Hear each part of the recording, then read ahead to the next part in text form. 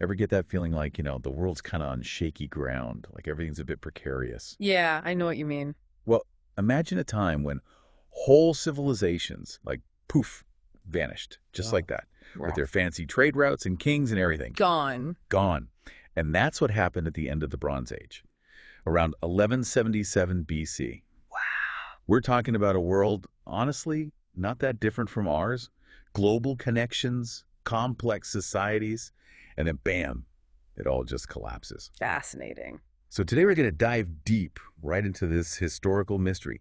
Try to figure out what life was like back then, what went wrong, and maybe, just maybe, learn a thing or two for our own world today. It really is fascinating because, when we think Bronze Age, we tend to picture something, well, primitive. Right, like cavemen and stuff. Not quite that far back. Yeah. But in reality, these were incredibly advanced societies. Really? Oh, yeah. They had bustling cities, intricate legal systems, and get this, a network of powerful kingdoms. Like what empires? In some ways, yeah, you could almost compare it to today's, like, G8. Rome. And the engine driving all of this. Bronze, of course. Right, makes sense, the Bronze Age. But I mean, where did they even get the bronze? Well, to make bronze, you need tin. And they were getting it from, get this, Afghanistan. No way. Afghanistan, that's like halfway across the world. It is. It just shows you how massive their supply chains were, spanning continents. That's wild. So it wasn't just like basic stuff they were trading. Oh, no, not at all. We've got ancient texts and archaeological discoveries that show they had a vibrant trade in luxury goods. Like, imagine a solid gold dagger inlaid with lapis lazuli. Whoa, that's like some King Tut level stuff. Exactly. These artifacts give us a real glimpse into their world. So like they weren't just focused on survival, they had like an appreciation for the finer things. Absolutely. They valued beauty, craftsmanship, valuable objects, a lot like us, actually. Huh, interesting. It really makes you think, Yeah. like how connected the world was even back then. It's true. And it wasn't just trade either. We found evidence of interpreters, people who could speak multiple languages, including Minoan from the island of Crete. Wow. So like they had international relations too? Pretty much. These societies were constantly interacting, exchanging ideas, forming diplomatic relationships. You could say it was a globalized world, centuries before we came up with the term. And within these societies, life seems to have been, well, surprisingly modern. It is interesting, isn't it? Yeah. I mean, they had kings, merchants, craftspeople, farmers, and sadly, even enslaved people. Unfortunately, yes. We even have letters, like actual written correspondence between kings, bartering, complaining, almost like, a royal Twitter feud. Haha, that's a good way to put it. One king even wrote to the Egyptian pharaoh begging for gold, saying it was as common as dust in Egypt. Wow. Desperate times. They were. But beyond all the drama, what's important to remember is that the late Bronze Age was a period of flourishing for many. Okay, so things were going pretty well. For a while, at least. Yes, we see advancements in art, mathematics, astronomy. They even developed written law codes. Huh. So pretty advanced. Very much so. It Okay. wasn't a utopia by any means. But for its time, life for many was pretty good. Okay, so we have this picture, right, of a thriving, interconnected world. But then something goes wrong. Right. By the end of the 13th century BC, this globalized system they built, it becomes a liability. Uh-oh. What happened? That is the million-dollar question, isn't it? Yeah, it's like, what went wrong? Well, it wasn't just one thing. It was a cascade of disasters. A mega drought that lasted for centuries. Imagine that impact. Centuries of drought. I could barely handle a week without rain. Exactly. It would be absolutely devastating. Yeah, no kidding. And as if that wasn't enough, massive earthquakes rocked the entire region, Oh, wow. further destabilizing these societies that were already struggling to cope. It sounds like the world was literally falling apart around them. It really was. And in the midst of all this chaos, we find these desperate pleas for help etched on clay tablets. Like what kind of pleas? People writing about starving, cities being abandoned, a sense of impending doom is everywhere. Wow, that's heavy. It is. It's a very real, very human side to this historical event. So we've got this perfect storm brewing, right? Drought, earthquakes, social unrest. It's like a slow motion train wreck. Yeah, it's a pretty bleak picture. And then somewhere in all this chaos, enter the infamous Sea Peoples. Ah, yes. The Sea Peoples. It's like something out of a movie. They've become almost mythical figures in the story of the Bronze Age collapse. Imagine archaeologists uncovering these burned cities, arrowheads embedded in walls, and these cryptic inscriptions warning of invaders from the sea. It's like something out of a movie. It really is. Yeah. It's easy to see why they captured our imaginations. So who were these mysterious raiders? Were they like the barbarians history has made them out to be? Well, the traditional view is that the Sea Peoples were this, marauding horde, maybe from places like Sardinia and Sicily. Okay, I've heard of them. And they swept through the Mediterranean, leaving destruction in their wake. Sounds terrifying. It does. But recent scholarship is painting a more nuanced picture. More nuanced. Okay, you've got my attention. What if, instead of being the cause of the collapse, the Sea Peoples were actually a symptom of it? Wait, so like they weren't the ones who started it all. That's what some researchers are suggesting. What if they were refugees themselves fleeing the very chaos that was engulfing the region? Okay, now that is fascinating. It completely changes the narrative. It does, doesn't it? Instead of being the villains of the story, perhaps they were victims, swept up in forces beyond their control. So instead of a coordinated invasion, we might be looking at a wave of desperate people, driven from their homes by famine, disaster, maybe even internal conflict. Precisely. And this raises an important question. If the Sea Peoples weren't the sole cause of the collapse, then what role did they play in this complex web of events? That's a question I definitely want to explore further. But before we do, I think it's important to set the stage right. Really understand the world these people were living in. It's crucial for context. We've talked about the big players, like the Egyptians, the Hittites. Yeah. But what was life really like for everyday people before the collapse? That's a great point. Let's rewind the clock a bit and delve into the daily lives of the people who built these incredible civilizations. All right, let's do it. I'm ready to time travel back to the height of the Bronze Age, see what it was like before it all came crashing down. So, it's easy to picture the Bronze Age collapse as this like total meltdown. Yeah, like everyone just disappeared off the face of the earth. Right. But that's not quite what happened. I mean, we're still talking about them, right? True. That's going to mean something. It's a testament to human adaptability, I guess, and resilience, of course. Some societies did vanish. But others, well, they transformed. Remarkably so. So like how they bounced back, what was their secret? Think of it as like a forced reboot. Oh, They had man. to rethink everything. For one thing, bronze was out. They had to switch to iron. Oh yeah, iron. Mm. Makes sense. It was more plentiful, for sure, Mm. but it required, new technologies to work with it. Right, it's not just a simple swap. No, not at all. And no more fancy tin from Afghanistan. They had to like innovate, find new solutions. Well, no, they had to establish new trade routes, obviously, Oh. and social structures. They had to adapt to this, radically altered landscape. So it was like a time of massive change. Oh, absolutely. But also a time of opportunity, when things are shaken up like that. New possibilities emerged. Exactly. So out of the ashes, new power dynamics emerge. Right, so who are the winners in this post-collapse world? That's what's so interesting. Some groups that had been, relatively minor players in the Bronze Age, they actually rose to prominence. Really? Like who? A standout example, the Phoenicians. Oh yeah, the Phoenicians. Weren't they like the master seafarers? The ones who spread their alphabet all over the place? You got it. They're like the poster child for post-collapse success, survivors of the Canaanites.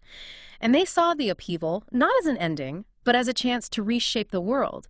They became dominant traders and their alphabet. Well, it was much easier to learn than, previous writing systems. Right, I remember learning about that. It spread like wildfire, influencing even the Greeks. Wow, talk about a legacy. It's amazing to think how these events, rippled through history. They did. And they shaped the world we live in today. It really makes you think about like what makes a civilization collapse or thrive. Doesn't it? It's a powerful reminder that even when faced with these seemingly, insurmountable challenges, Yeah. humanity can adapt, create something new. It wasn't a smooth transition, obviously, but the societies that embraced change, they found a way forward. So is it even accurate to call it a collapse then? If societies ultimately, recovered, maybe transformation is a better word. That's the debate, isn't it? Among historians, I mean. Collapse, transformation, or both. I mean, it makes you think. It was a period of immense disruption, that's for sure. Yeah. But it also led to innovation and the rise of new powers. Like it's saying what doesn't kill you makes you stronger. Tough love on a historical scale. But what about the societies that didn't make it? What happened to them? That's a key question. Adaptability, it seems, played a huge role. Those who clung to the old ways, couldn't adjust to the new realities, They didn't survive. they were much more likely to vanish. So it's not just about, like, surviving the initial disaster. No. It's about having the flexibility, the foresight to rebuild in a fundamentally changed world. Exactly. And you have to remember, for those living through it, the collapse probably didn't feel like this sudden event. Right. It was more like a gradual unraveling. Oh, wow. So, like, imagine the uncertainty, The fear. the sense that everything you knew was, like, slipping away. It's a chilling thought, isn't it? It is. And it makes you wonder, are there parallels to our own time? That's the big question, right?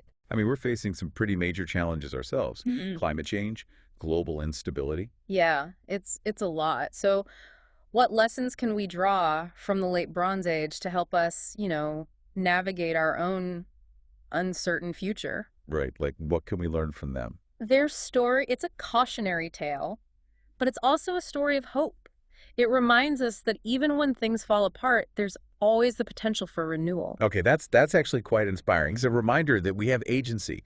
We can choose how we respond to crisis. We can. But where do we even begin? I mean, these were massive societal shifts. What can we, like, as individuals, learn from all this? That's where things get really interesting, because it all comes down to individual choices, multiplied across communities. All right, I'm ready to connect the dots. Hit me with those Bronze Age life lessons. All right, well, first and foremost, adaptability. We've got to be willing to let go of outdated ideas, embrace new ways of thinking, new ways of doing things. So, like, ditch the metaphorical bronze. Worse, exactly. Embrace the Iron Age. Easier said than done sometimes. True, but history shows it's possible. Second, collaboration. The late Bronze Age, they thrived on interconnectedness, right? All right. But that also made them vulnerable. We need to build resilient networks, not just rely on fragile global systems. Right, so diversifying our metaphorical supply chains. Mhm. Don't put all our eggs in one basket. What else? Resourcefulness.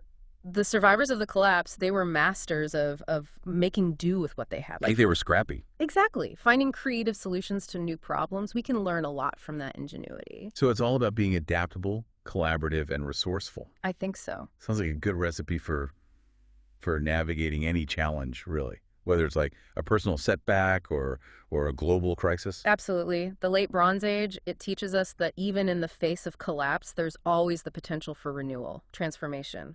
It's a powerful message of resilience and the enduring spirit of humanity. This has been, like, incredibly insightful. I'm really starting to see how these, ancient events hold valuable lessons for us today. It's a reminder that history isn't just about dates and names, but about understanding, like, the patterns of human behavior, Yes. the cycles of rise and fall, It's all connected. and ultimately the potential for renewal, even in the face of like, profound challenges. I agree. And as we delve deeper into the aftermath of the collapse, we'll uncover even more fascinating insights. Insights that might just change the way you view our own world and the choices we face today. So we've been talking about this, collapse of the Bronze Age. Yeah. And how some civilizations actually managed to, like, adapt and thrive afterwards. It's pretty fascinating, but also a little, well, unsettling, Yeah, I get that. especially when we look at, like, the challenges our own world's facing.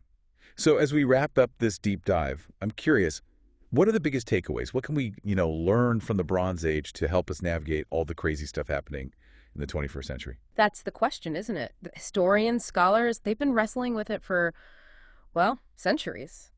It's interesting, because the late Bronze Age collapse, it wasn't an isolated incident. Really? Oh, yeah. History's full of examples of societies facing major crises. Environmental, social, economic, you name it. Right. We see these patterns, like, repeating throughout history. Exactly. Mm. Civilizations rise, they flourish, and then bam, seemingly out of nowhere, they crumble. It does make you wonder, like, are we doomed to repeat those same mistakes? And that's where understanding history becomes so important, The Bronze Age, it's like this window into the past. We can look at what led to their collapse, but more importantly, what helped some survive, even thrive. Right, like what worked and what didn't. Exactly. We talked about the interconnectedness of the Bronze Age world, how it was both a strength and a weakness. Does that mean we need to, like, isolate ourselves to be more resilient? Go off the grid? That's a good question. It's not about retreating from the world, really. It's more about building systems that can take a hit, Right, like tougher systems. More resilient. Think about it. The Bronze Age societies, they relied so heavily on a few key trade routes for essential resources, like tin, for example. Right. When those routes got disrupted, the whole system went haywire. Today, our world's even more interconnected. Global supply chains for everything: food, technology, you name it. So are you saying we need to diversify, like create backup systems so we're not relying on just one thing? You got it. Not putting all our eggs in one basket, as they say. We need more localized networks, regional collaboration, and yeah, investing in alternatives, building redundancy into the system. Okay, so if one part fails, the whole thing doesn't go down with it. Exactly. That makes sense. Spreading the risk. But even with backups, there's always, the possibility of those black swan events, the unexpected stuff that can throw everything off. Absolutely. And that's where the second big lesson comes in: adaptability. Adaptability, right? Like rolling with the punches. The societies that made it through the Bronze Age collapse, they weren't always the strongest or the richest, but they were the ones who could adapt. Huh, that's interesting. So like they could change with the times. Exactly. When the tin trade went bust, they had to find new resources, new Yeah. technologies, restructure their whole societies. Painful process for sure, but it helped them survive. So it's not just about being tough. It's about being flexible, You got it. being able to like change course, think outside the box, find new solutions when the old ones don't work anymore. Precisely. We often think of these ancient societies as like rigid and unchanging. But the Bronze Age shows us that even in the face, seemingly impossible challenges, Yeah. humans are incredibly adaptable. The key is to foster that adaptability, encourage innovation, Yeah. creative problem solving. Right, right. So we've got interconnectedness, adaptability, any other Bronze Age wisdom we should keep in mind. Well, maybe the most important lesson of all is the need for long-term thinking. Long-term thinking, huh?